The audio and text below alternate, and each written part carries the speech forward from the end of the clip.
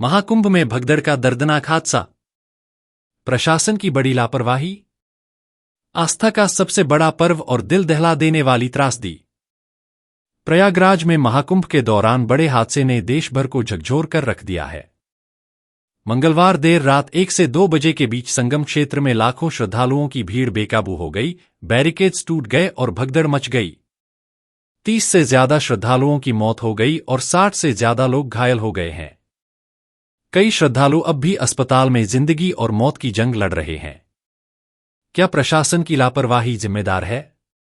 UP सरकार हादसे के आंकड़ों पर चुप है, लेकिन राष्ट्रपति द्रौपदी मुर्मू, प्रधानमंत्री नरेंद्र मोदी और कई बड़े नेताओं ने शोक व्यक्त किया है। भगदड़ की बड़ी वजह? लाखों श्रद्धालु मौनी अमावस्या के शुभ मुहूर्त पर स्नान करने पहुंचे थे। अचानक भीड़ ने नियंत्रण खो दिया और लोग एक दूसरे पर गिरने लगे। चारों ओर चीख पुकार मच गई, लेकिन राहत कार्य देर से शुरू हुआ। अब सवाल उठता है, क्या कुंभ मेले की व्यवस्थाएं पर्याप्त थीं? या फिर यह सरकार और प्रशासन की बड़ी नाकामी है? सरकार ने न्यायिक जांच के आदेश दिए हैं, लेकिन क्या पीड़ितों को न्याय मिलेगा? आप क्या सोचते हैं? कमेंट में अपनी राय बताएं। महाकुंभ भगदड़ हादसे की पूरी जानकारी 450 शब्दों में। महाकुंभ में दिल दहला देने वाला हादसा। 30 श्रद्धालुओं की मौत, 60 घायल। प्रयागराज के महाकुंभ में मंगलवार की रात जो हुआ, उसने पूरे देश को हिला दिया।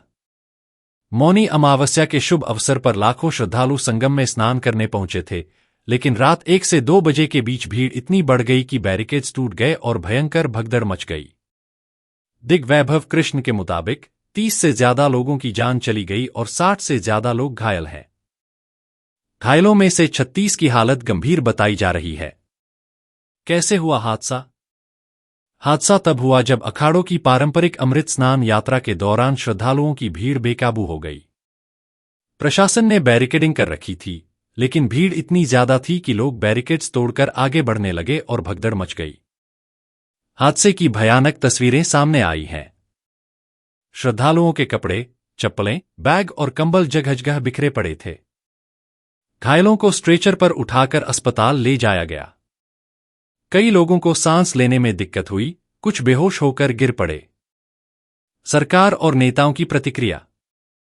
प्रधानमंत्री नरेंद्र मोदी, गृह मंत्री अमित शाह और मुख्यमंत्री योगी आदित्यनाथ ने हादसे पर दुख जताया है।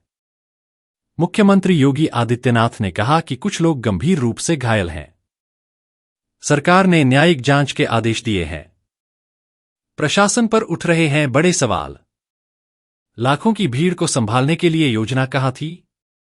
क्या प्रशासन को नहीं पता था कि मौनी अमावस्या के दिन संगम तट पर भारी भीड़ जुटेगी? क्या सुरक्षा के पुख्ता इंतजाम नहीं किए गए थे? भीड़ नियंत्रण में क्यों फेल हुआ प्रशासन?